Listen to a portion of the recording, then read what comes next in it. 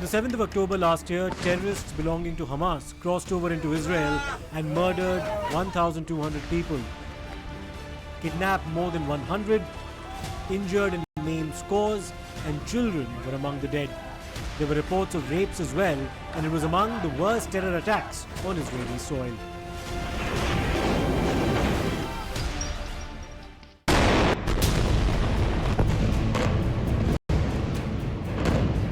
Israel chose to retaliate and retaliate hard. It first launched airstrikes into Gaza, attacking several Hamas targets.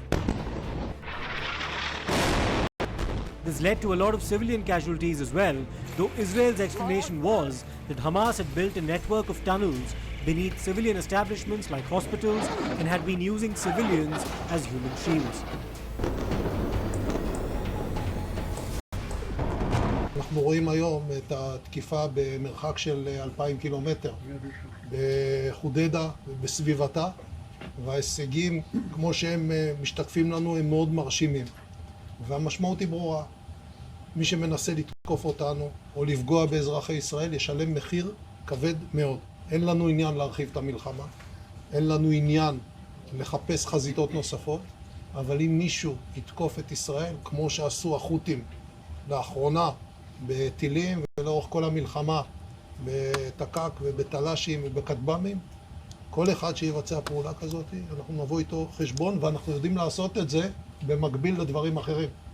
ביום הזה חיל האוויר, צה"ל, תקפו גם בלבנון וגם בעזה וגם כאן, ואנחנו יכולים לפעול בעוד מקומות. כל מי שפוגע, מנסה לפגוע באזרחי מדינת ישראל, נגיע אליו.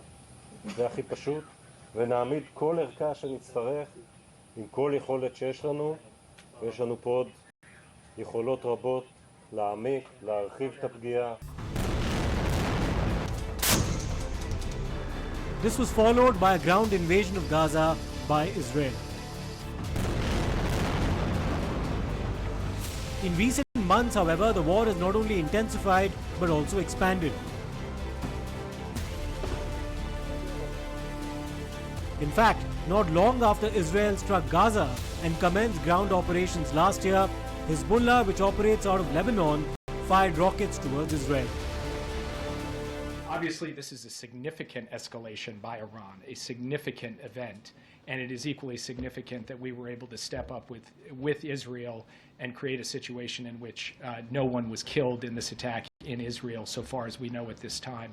We are now going to look at what the appropriate next steps are to secure, first and foremost, American interests, and then to promote stability to the maximum extent possible. Iran launched a large-scale attack of over 180 ballistic missiles directly from Iranian soil at the State of Israel.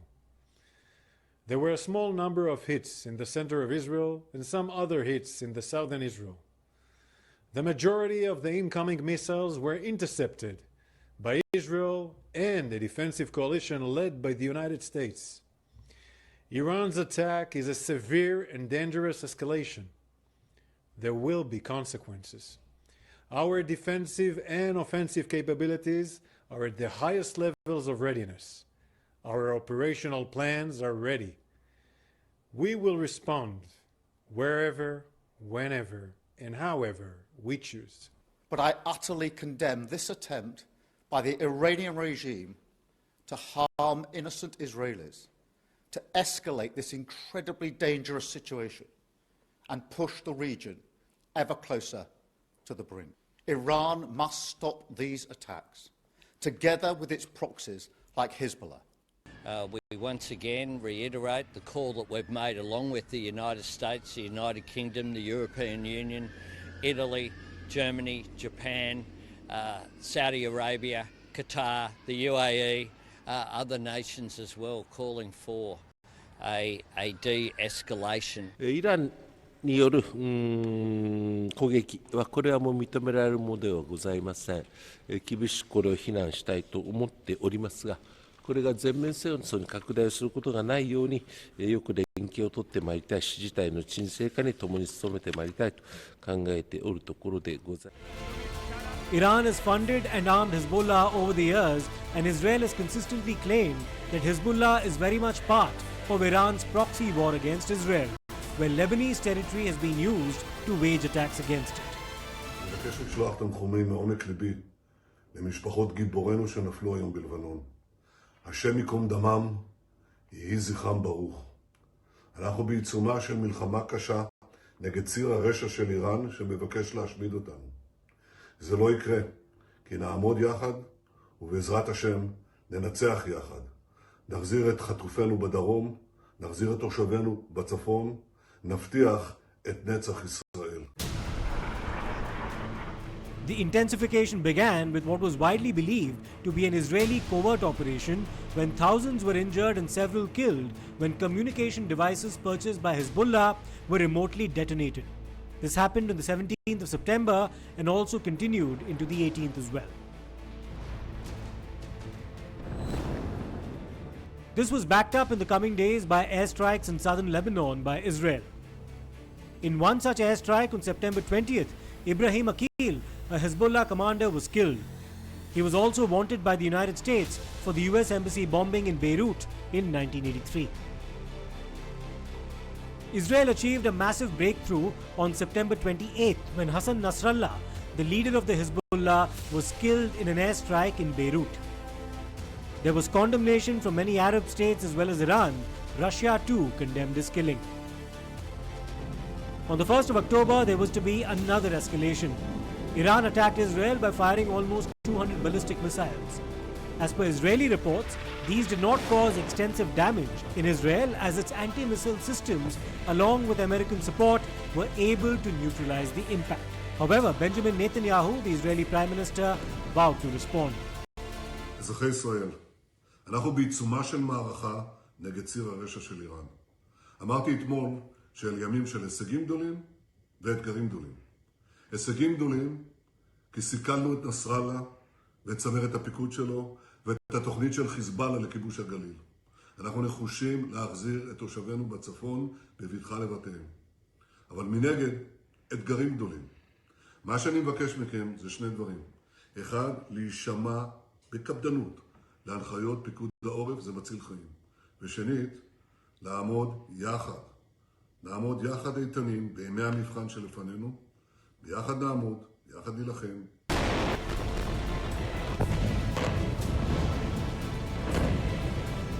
Iran on its part said that its ballistic missile attack concluded its action and that it would retaliate if Israel decided to escalate.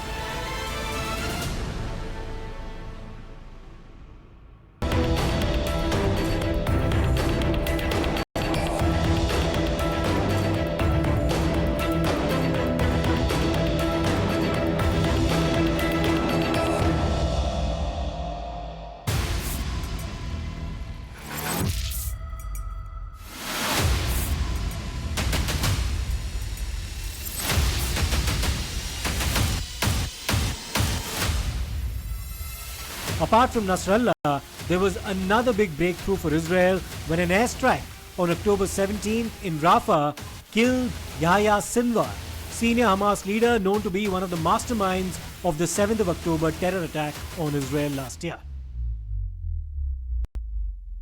Big success for Israeli Defense Forces. Finally, they had been able to eliminate Yahya Sinwar, the man responsible for one of the most brutal and barbaric attack. But for them, war is yet from over. Already the Prime Minister Benjamin Netanyahu said that war will continue because he has sent a message loud and clear to the people both in Lebanon as well as in Gaza, because it is not a fight against Palestinians, neither it is a fight against people of Lebanon. It is a fight against terrorists, whether it's Hezbollah or whether it is Hamas. So they want to completely decimate and demolish Hamas. They do not want Hamas to raise their head. And it is because of these brave hearts that one feels like saluting them. For 1 year, they kept on looking for Yahya Sinwar. They kept on looking for Mohammed Daif, who had been hiding inside those tunnels inside Gaza. Yesterday, the moment they got information, operation was conducted. Yahya Sinwar ran towards one of the buildings. This was the unit that was responsible for this act. And the Yahya Sinwar moved inside the building. And after that, there was a firing, because of which Yahya Sinwar got injured. And then drone footage clearly shows that he was holding a stick.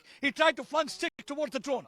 But Yahya Sinwar was killed. And you can see these men are going ready for getting ready for another battle, because the battle is far from over. Till last of the terrorists is killed, they are not going to stop. And you can see with all that paraphernalia, with all those guns, weaponry, they'll be moving once again inside Gaza. They will try to ensure that each and every Hamas terrorist is eliminated, because they know they are the enemies of peace. Till Hamas terrorists are there, they can't ensure peace for the people here. So they can do anything to ensure peace and prosperity for each and every citizen. That is what actually the Prime Minister Benjamin Netanyahu has said, because we have to ensure safety, security, integrity of this region, and also to ensure safety of people. And here you can see these men, these brave hearts, they are ready to take bullets on their body. Once again, they'll be standing like a rock on the border. They will try to ensure that last of the enemy is killed, because their battle is continuing on different front. On one hand, they're fighting against Houthis. On the other hand,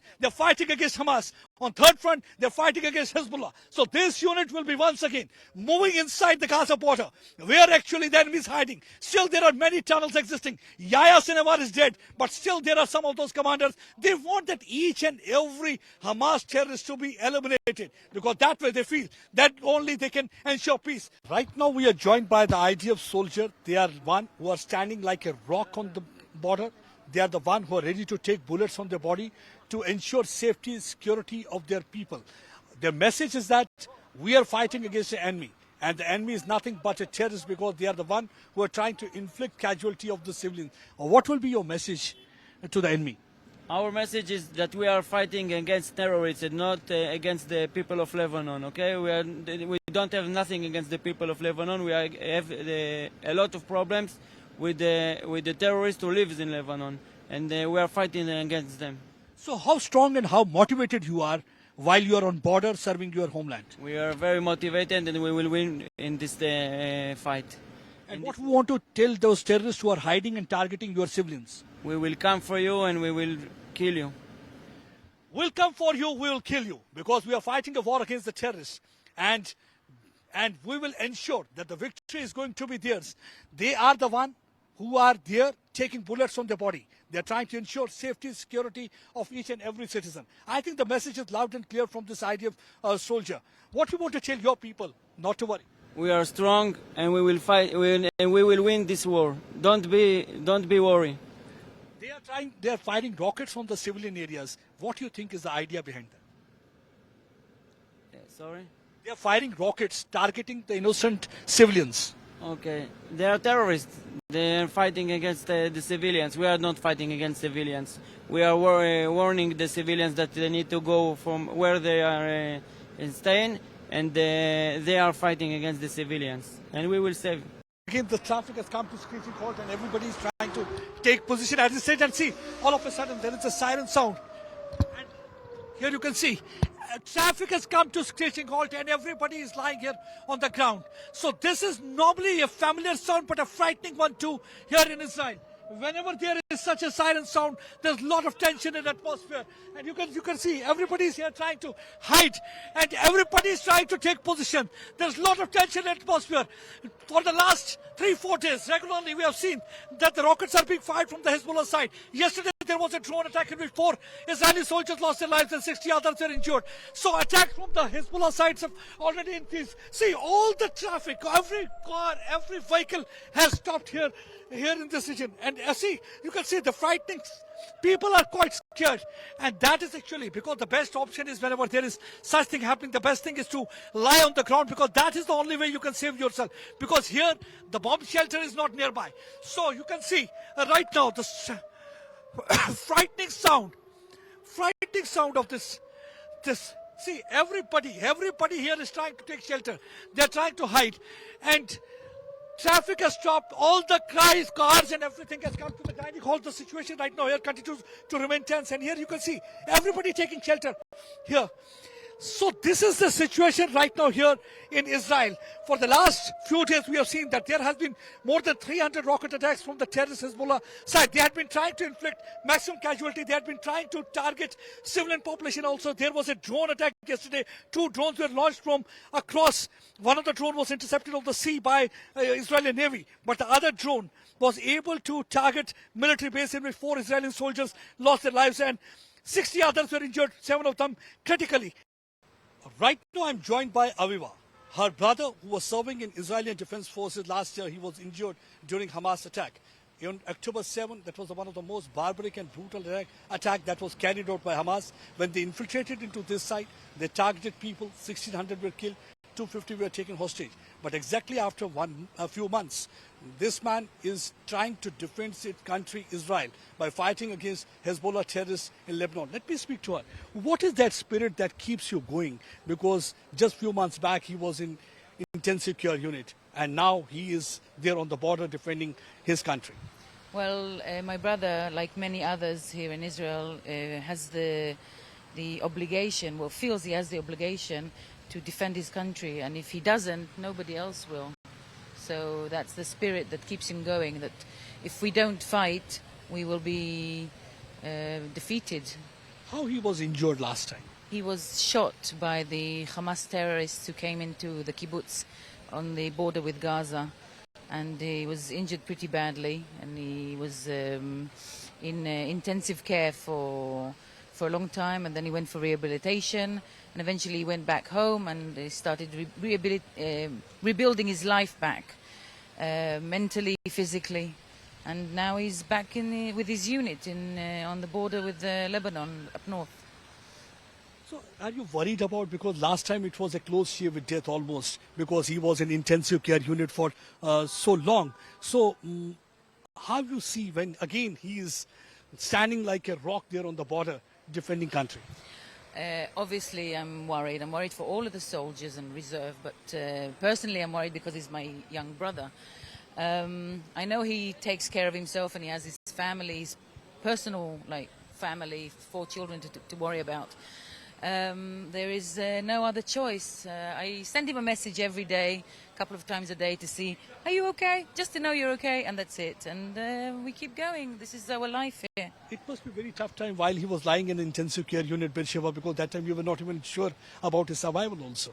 Yes, it was very, very hard for the family, especially when I was with him in the hospital, and my parents and his wife and my sister and her family was still in the security rooms waiting for the fighting to end in the kibbutz. Since the onset of the war, as many as 18 key members of both Hamas and Hezbollah have been eliminated by Israel. But it appears that this war is far from ending. When will Israel stop? Is it enough that the leadership of Hamas and Hezbollah have been eliminated? The problem is that civilian casualties also have continued to mount. I saw your tweet on X this morning. We got him. That's your first response on the news of Yahya Sinwar's elimination. What can you tell us about this entire operation that was carried out? Well, I can tell you that Israeli forces have successfully eliminated Yahya Sinwar. We took him for DNA testing to confirm it was him and not another subterfuge from Hamas. He was, of course, the mastermind behind the October 7th massacre, the person to whom responsibility for every single death in this region in the last year, certainly in Gaza, should be laid at. He initiated the October 7th massacre. He was the leader of Hamas, and it marks a phenomenal victory in the fight against terrorism. It makes us safer here in Israel, but of course it makes haters of terrorism safer all around the world. So, Mr. Mensah, I want to ask you this question. How closer is Israel in rescuing the over 100 people who were taken hostage in the October 7 attack? Is there any step that can lead to the release of these hostages? So you're right, the mission isn't over yet. While this is, of course, a hugely significant achievement, the mission is ongoing. We've got a continued commitment to bring back all of our hostages from Hamas captivity, while at the same time dismantling Hamas rule in Gaza. So are you hinting that if the Hamas decides to release the hostages, comes to the talking table, we could even see a ceasefire. Is that something of a possibility at this moment? The possibility is that our war aims are absolutely clear. They are the highest priority on those war aims, as the Prime Minister made clear last night, is to get back our hostages. We want to bring them home. The pain which they feel is shared across this country, and I know amongst many friends in India have told me the same thing. All decent people around the world want them to come home. But we're taking apart this organization, both its governing structure and its military structure. And we're going to ensure that Gaza never again can be a threat to Israel. Are you expecting another round of retaliation from Iran or Lebanon? Because Iran has said, and I'm quoting what the Iranian mission to the UN has said in a statement, they've said, when Muslims look up to Martyr Sinwar standing on the battlefield in combat attire and out in the open, not in a hideout facing the enemy, the spirit of resistance will be strengthened. Are you expecting retaliation, and are you prepared for it? Look, Navika, Iran is behind all of this violence in our region. They were the people that paid and funded and directed Sinwar. We know they're also paying and directing Hezbollah in our north, as well as the Houthis in the east, as well as the Shia militias, as well as the rockets and missiles and drones that we've received from Syria. This is a seven-fronted war. The common denominator of all of them is Iran. Now, you know, just a couple of weeks ago, we received the largest ballistic missile attack of any country anywhere in the history of mankind. 181 ballistic missiles were fired at this country. Thank God, with the help of our advanced missile defense system, together with our allies, we managed to see off that threat. It remains to be seen how the war evolves from here on. Will there be calls for restraint, or will it further expand and intensify?